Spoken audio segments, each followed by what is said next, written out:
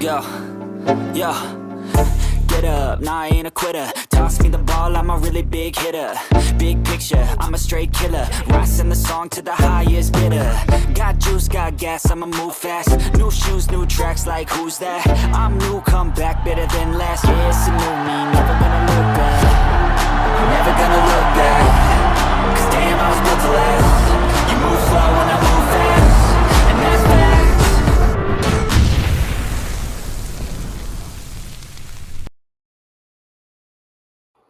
Hello, Chicagoland and everywhere else around the country. Welcome into the Chicago Sports Podcast here this Tuesday night. Michael and Uncle Cliff coming at you. We're going to be talking about Kyle Nungai and overall, I think the draft too, since this is both our first times back on, I believe, since the draft, since last Tuesday. Obviously, the draft hadn't happened yet. I think we just did our final mocks, final thoughts on everything, and probably unpack it a little bit here. But before we get into that, appreciate everyone coming out so far here. Tuesday night, obviously a little bit earlier than the 8:30 start than normal, but that'll be our time. We're going to be unique here with our Tuesday show. We're going to be going at 8 instead of 8:30, so maybe it'll take some time for other people to trickle in here with a little bit of the time change. No worries, though. No worries at all. Appreciate everyone that's coming out, and if you're new, hit the like button, comment as well, and subscribe. Hit the notification bell, too. Little bit of a slower time, obviously, with the draft. You don't really have much till OTAs, but in case something pops up, maybe a running back signing or a safety signing, we'll be here to talk about it here on the Chicago Sports Podcast. You don't want to miss it, but we'll jump right into it, talking about Kyle Nungai and overall the Bears draft as a whole, our thoughts on it. But first off, Uncle Cliff, how we doing tonight? We are doing well over here in Fort Wayne, Indiana. Just wanted to drop that. All of my Fort Wayne buds that watch are big Bear fans. And like you were saying, I mean, the draft was huge. The excitement of the draft kind of, it kind of passed. But, during draft night, it was fun. First round, first night was great. Not the way I wanted it to go, and I'm a little confused, but hey, it's like you said, we got to wait until OTAs and they got the rookies report, right? Yeah, rookie camp, rookie mini camp, whatever that is. Get the new guys acclimated a little bit to what the NFL is like and all. And looking forward to it. I mean, nothing's better than getting into the preseason and stuff like that because we still have to wait for all that, but anything and everything Bears, you'll find it right here on the Chicago Bears podcast there with Trax, and me and Michael are fortunate to have our Taco Tuesday night. So I enjoy it, man. I enjoy talking with you about the stuff. And hey, you got to be happy one of your guys was picked up. Dude. I mean, I'm still pissed. The only thing I'm pissed about is that they haven't dropped the jersey yet. So I can't buy it. He hasn't picked his number. That's the only thing that's like upsetting me about this whole process. I saw today a bunch of the new rookies on other teams picked out all their numbers. Your second, third round guys. I know Loveland's 84, but none of the Bears new guys have picked a number yet. And it kind of sucks for him because he's been number 3 his entire life. And, well, can't be number 3 on Chicago. Can't be 5 either. I mean, the Bears are like one of the few teams I think that are banned from retiring numbers because there's so many retired. Yep, so you can't be number 7 either. Yeah, if I was a betting man, I'd say he picks 13, but we'll have to wait and see. But yeah, definitely super excited. Did not expect them to go that direction. I don't think they would have gone that direction had Henderson not gotten picked, the literal pick before them, which I definitely had a roller coaster of emotions there because I was pissed he went. And then I was uber excited literally about 5 minutes later about what they did. So, again, is it the necessary pick? No, absolutely not. I'll never say they needed another wide receiver. But is it fun? Absolutely. Absolutely. And it makes you look forward to them next season. Also, I think makes you look forward to using them in Madden next year. That'll be a fun team to use in Madden. If they're not successful on the field, that should at least be a fun offense to go online with. I know I'll definitely be using them a little bit. Yeah. But Nungai, of course, what can you say? It's a Rutgers running back. Rutgers Mhm. football, really? What? Yeah, Rutgers. And, I mean, I can honestly say that I only watched maybe very little of Rutgers football over this past college football season, just because it's Rutgers. No offense, Rutgers, but come on. When was the last time you had a stud football Yeah, team? not the mecca But of college football. but yeah, in the seventh round, when we all thought that the Bears were going to grab a running back earlier on in the draft, and then apparently, from what I've heard from the talking heads in Hallis Hall, has said that it just kept falling wrong for us. Everybody was moving up, and we didn't get our guy, but they won't admit they didn't get their guy. They'll just say that it wasn't the right draft for them, the way their board ran. So I don't know. I mean, when you talk about this guy, what we say, 5'8", 5'9", 5'9". He's and listed on he's ESPN at 5'9". yeah, and what was his 44.4? I think it was I think I actually do not I'm know that sorry, off the top of my I head. should know more about this. But you got to think. I mean, the biggest stat for me was, we were just talking about this a little bit before we came on, was the 669 career carries and 0 fumbles. That is incredible. Yeah. So, and I've watched his highlights, and I'm looking forward to seeing him, especially during preseason, because we know he'll get some carries then. So it'll be kind of fun to watch him run. I see in a 4.6 40, so nothing that'll 4.6. knock 4.6. It won't knock your socks off, but Believe could it or be not, worse, I guess. I ran a 4.6 freshman year in college. Look at that, Uncle Yeah. Cliff. You want to go throw the shoes back on? Dude, 4 knee operations? No, I'm done. Yeah, probably. But yeah, first unanimous first team All-American for Big Ten, all Big Ten, I should say. He was the first offensive player to be in program history and Rutgers history, surprise, to be a first time All Big Ten selection this past season. So the guy looks to be. I mean, he was the offense for Rutgers, right? Yeah, he basically was. I mean, when you think of Rutgers football, you thought of Kyle Monunga because it's basically all they had. Not too much there at Rutgers ever, really. Ray Rice. Yeah, way long ago. So there you go. Maybe he continues that pipeline. Not the off the field stuff. That hopefully Right. I was going to bring say, that. and Ray Rice is really not a good guy to be compared to. Yeah. Although that was off field. So yeah, I mean, all the off field stuff. Hopefully he's not Ray Rice, but on the football field, if he's Ray Rice, awesome pick in the 7th round. I don't think anyone would complain about that. And that's the thing about a 7th round pick is if Kyle Monunga is nothing more than a short yardage guy that maybe gets only 4 to 5 carries, but those 4 to 5 carries always end up being big carries and he ends up getting first downs. It's a 7th round pick. If he gives you 3 solid years of production on the field and comes up in some big moments, that's about as A+ as it gets for a 7th round. You're not getting, again, maybe he is Ray Rice on the field and we have an absolute steal in the 7th round at a starting running back. Weird stuff has happened. I wouldn't bet on it.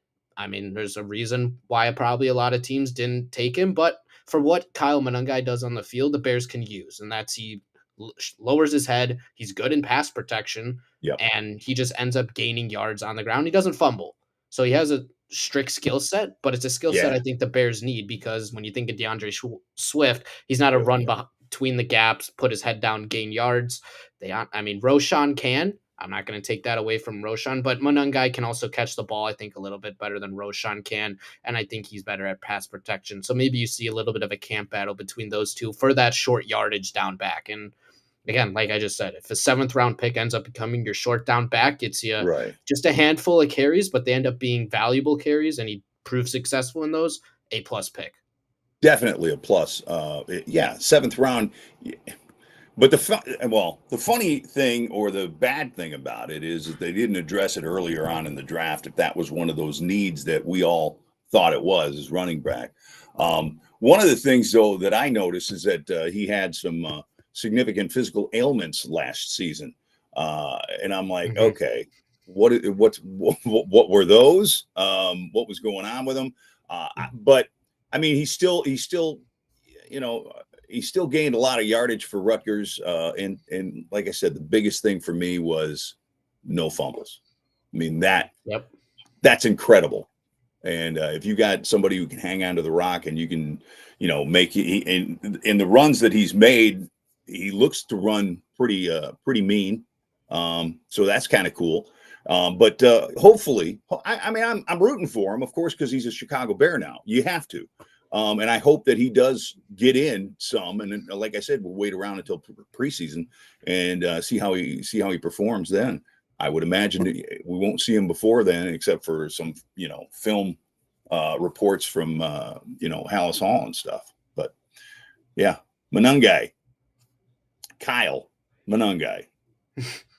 Yeah, and want to shout out everyone in the chat that's kind of came out here 10 minutes in. Romy, shout out Cheryl, Cubs up 7-0 in the 7th over the Pittsburgh Pirates. Ant Mass shouting everyone out. Staple of Chicago Sports Podcast. Ant Mass is always in here. Appreciate you coming out. James as well, always in here. Green Bay still sucks. Absolutely in tracks as well. The CEO. White Sox score up 2-1 in the 6th.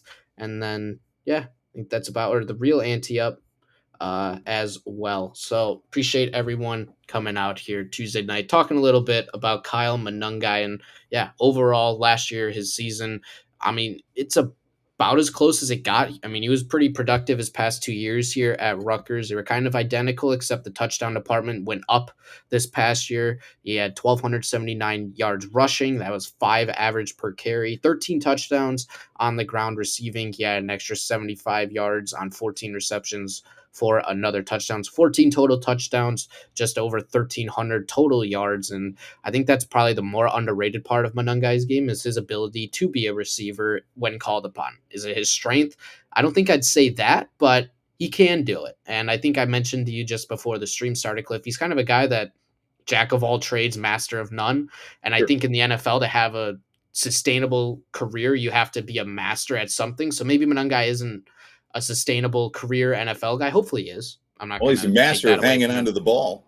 Yeah, there you go. Master of ball security at the very least for Kyle Monangai, Right? which, I mean, you have to be able to protect the rock, especially I don't think Ben Johnson's going to take lightly to guys fumbling. I think you're going to catch a lot of guys hitting the bench if they're not holding on to the ball. So at least he's there. Again, not the breakaway speed, but he is strong. He's got the low center of mass, and it's why, again, I don't want people to take this the wrong way with the comparison, but I have a good draft buddy here at Mizzou, and he did a lot of research into Monangai, and he called him a Walmart Genty, smaller, compact running Okay. back. Yeah. He's not as skilled as Genty at probably anything. Maybe he's a better pass protector, I think, than Genty, but that's about it. But again, short running back, both muscular. They got that low center of gravity, can bowl people over, and they can catch the ball as well. I mean, it's just Genty's just generational. Monangai is just good, Well, yeah.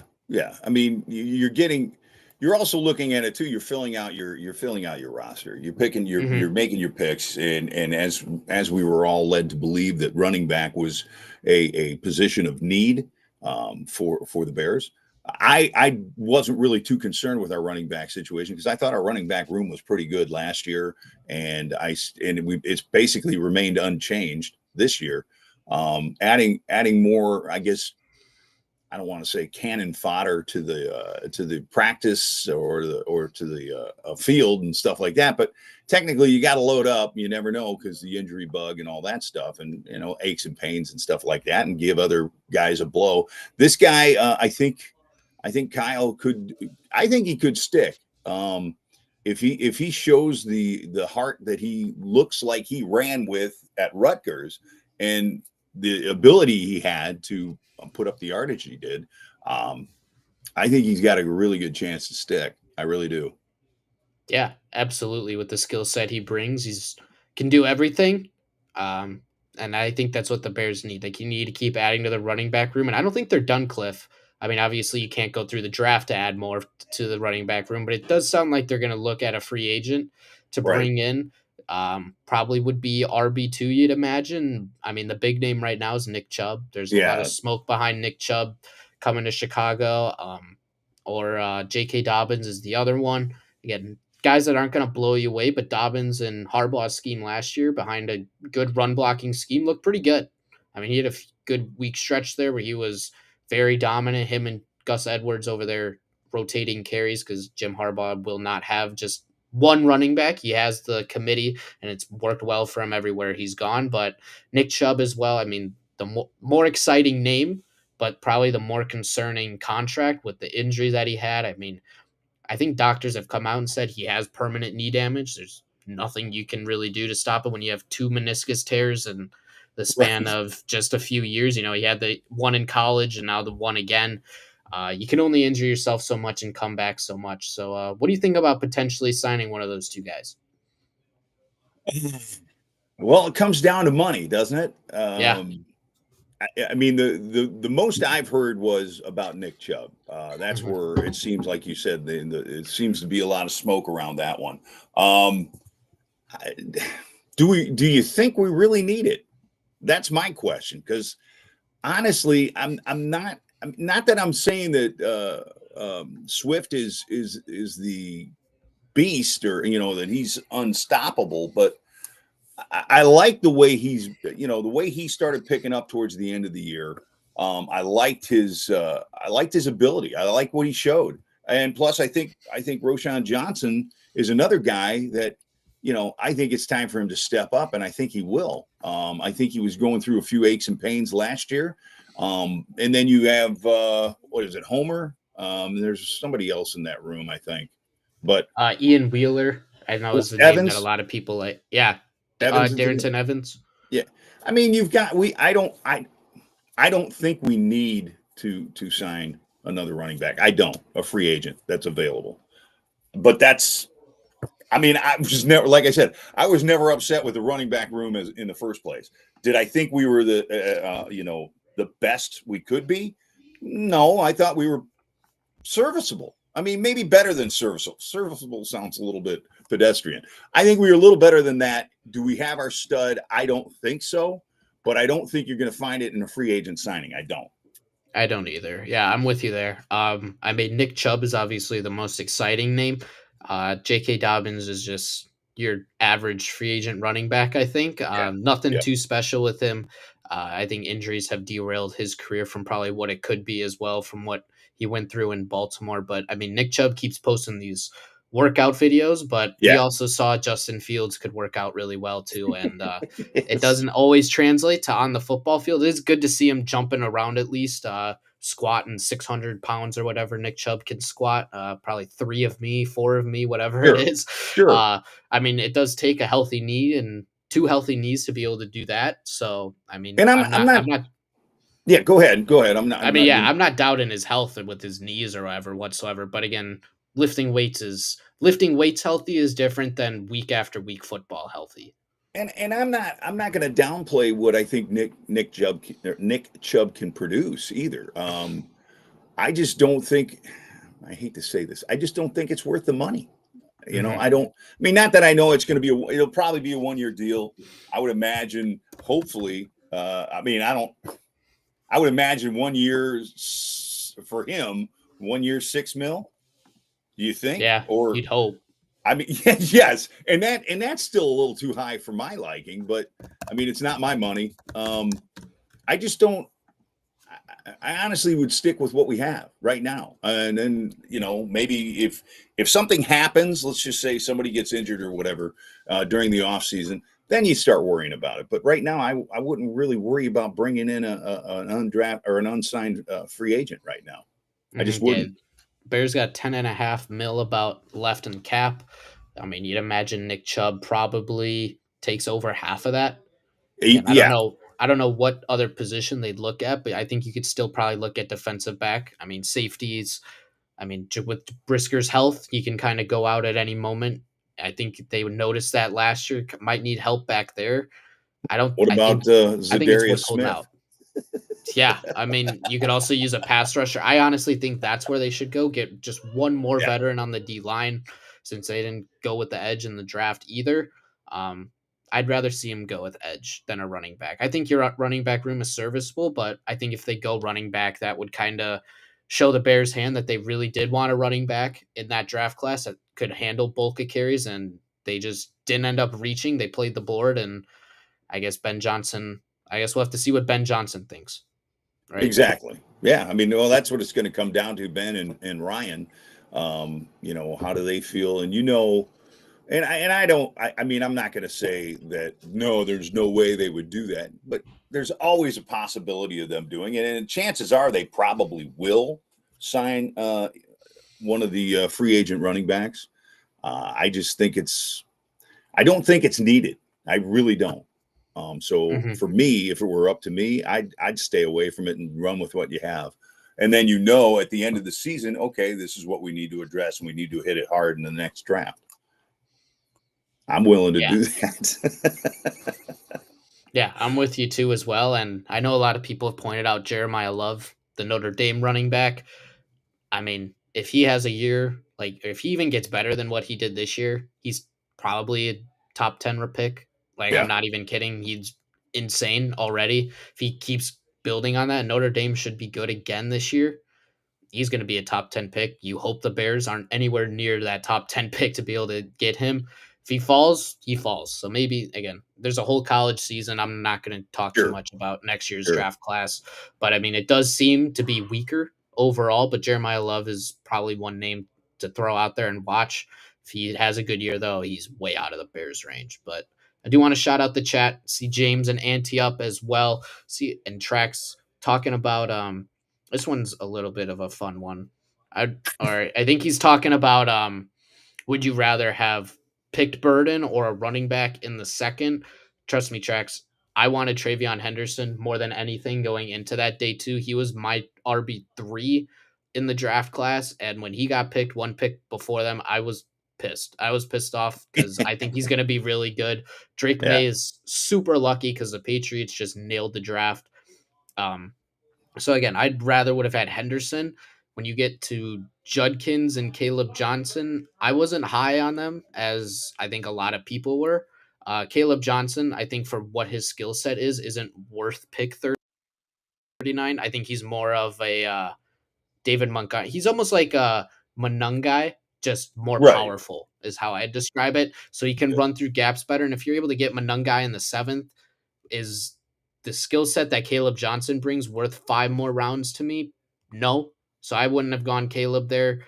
Judkins, you could maybe talk me into, but I'm not too impressed. So I just said Henderson. I mean, then if you gave me the choice of Burden, I'd say Burden. But it was an interesting draft because it felt like they played the board, Cliff. Yeah, yes, you're right. They did. For me, the draft, and I hate trying to grade a draft because we don't know. I did too. But everybody's going to. So I'm throwing out my grade for the draft for the Bears, and it's a C. It's a C. I didn't understand, and maybe that's my problem. I wasn't understanding what they were doing. My guy, and he was there, and they passed on him, and they grabbed Loveland, which in following what the experts were saying about Loveland, I'm like, okay, so he's more of a wide receiver than he is a tight end, is what they were telling. Basically, that was the difference, I thought, from what they were talking about with his skill set.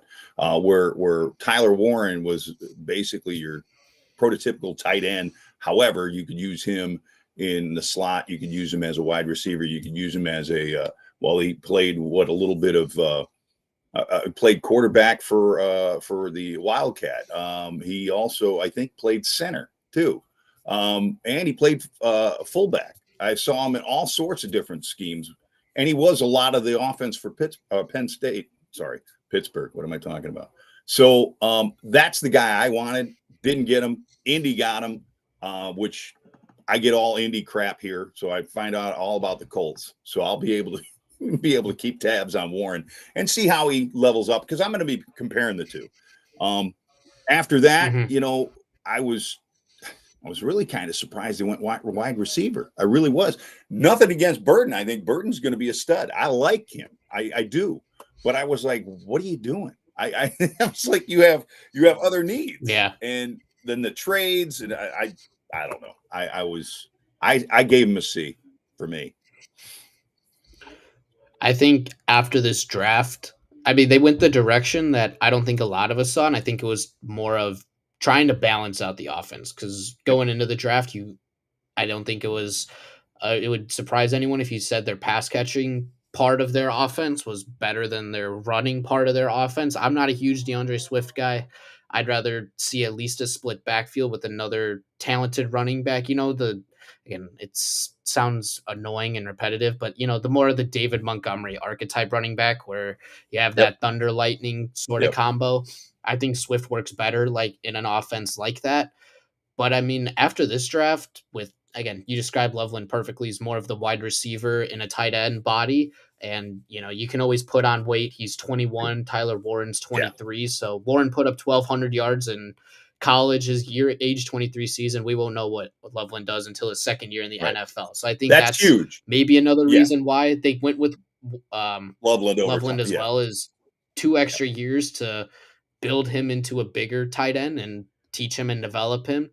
Um, but overall, I think after this draft, I think the Bears might lead the league in average passes per game. And I think that's not the direction most people expect. It's not the direction the Bears have ever gone.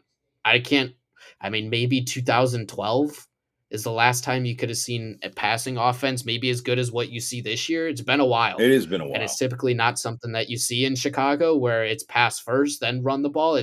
I mean, you think of all the Bears' great running backs. It's always run the ball first, throw it next. I think Ben Johnson might be flipping that around today, or not today, in the draft. Sure. I think it's going to be more passing. I mean, you might see Caleb average 35, 40 passes per game. I wouldn't be surprised at all with that, especially if they fix that pass protection, because I mean you've got the weapons, and the other thing is too. I mean Caleb's now set up; he's got everything he needs to be a productive quarterback, and now he's got everything. He's got the coaching staff, he's got the 3 beasts up front that they just brought in.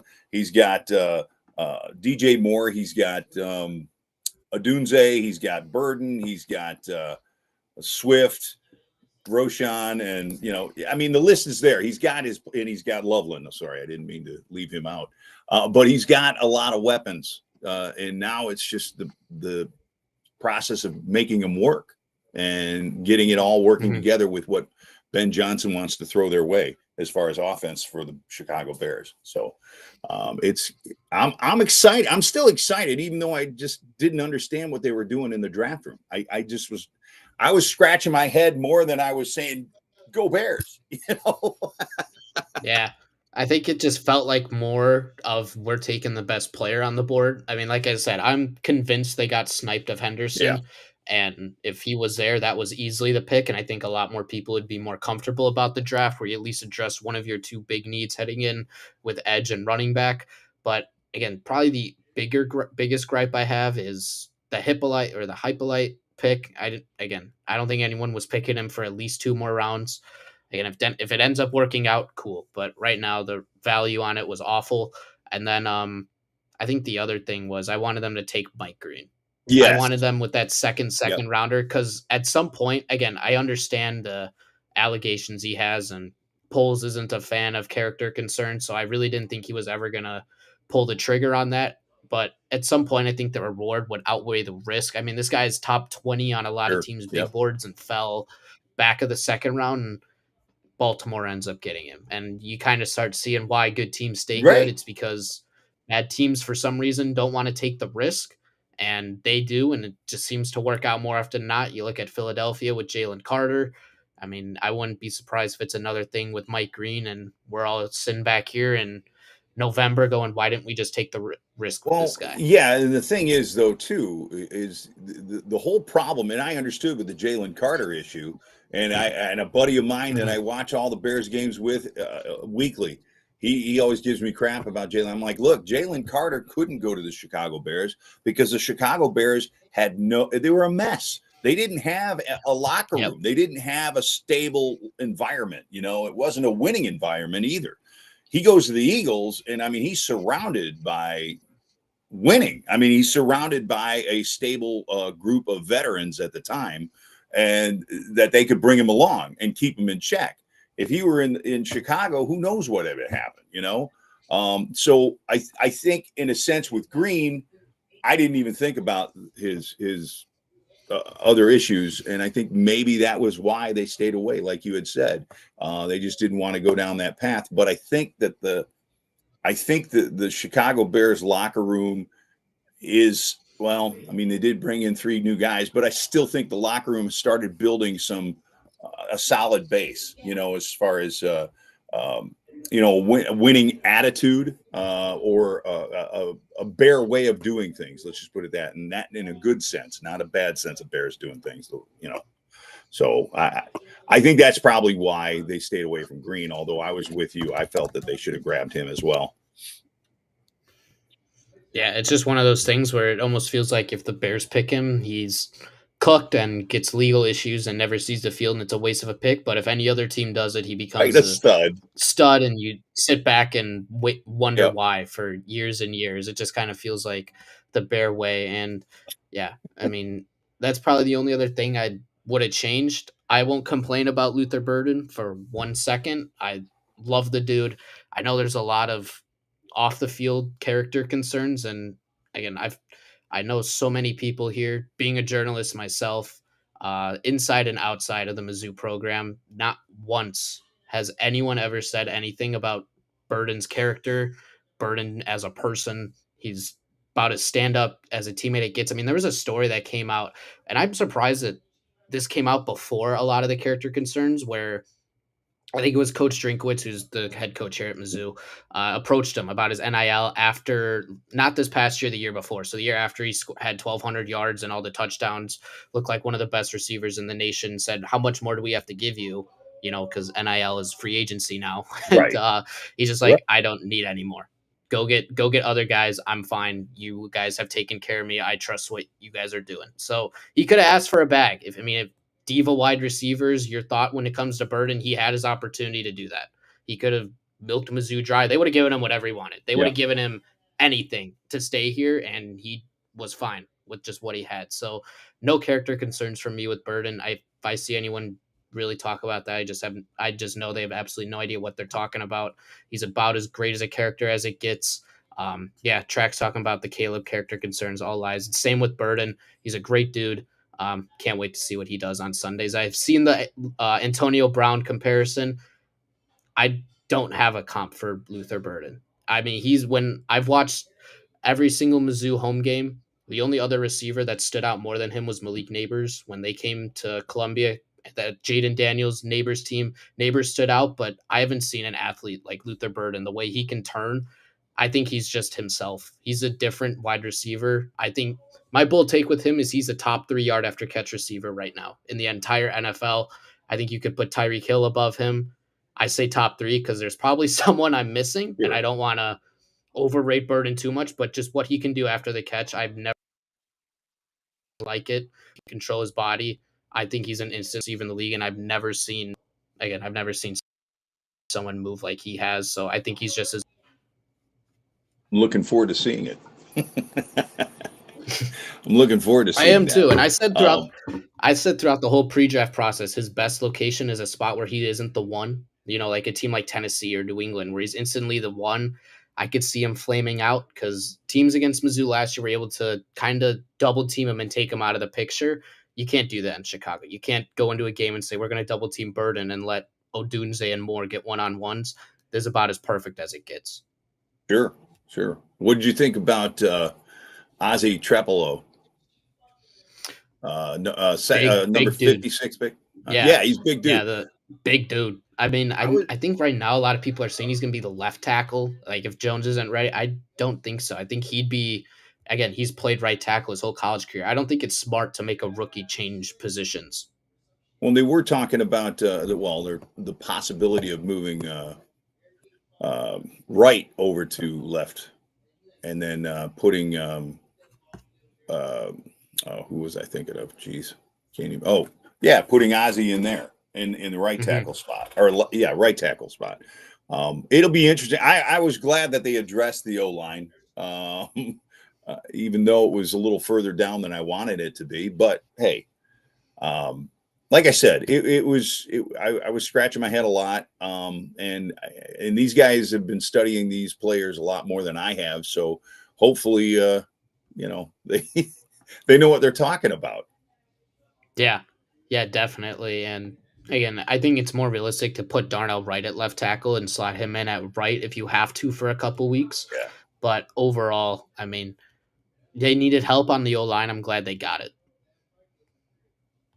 But I mean, same, if you don't have, I same. mean, I think the draft was a little confusing overall. I'd probably give it a B plus. Okay, I thought they got some decent value and then some not good value in other places. Overall, though, again, I'm not a fan of draft grades because we could sit here and say we don't like. I think a lot of people don't like Hippolyte, and then in 2 years, if he's all of a sudden one of the best linebackers in football, your draft grade is completely useless. I think draft grades should be 3 to 4 years after every class. Maybe even you can even argue maybe it's even more than that, and we'll just have yeah, to grade it by do these guys get second contracts with the Chicago Bears? Because overall, that's what a GM tries to do at the draft. If they can give them a second contract, that means they're a good player. absolutely. But I think, Now, yeah, I totally agree with you. That's a whole plan. The plan is to develop your own, and the Bears haven't been too good at doing that in the past regimes. So hopefully, I mean, that's why I look at it. I'm still hopeful. And basically, we've got a whole brand new start, so I'm good.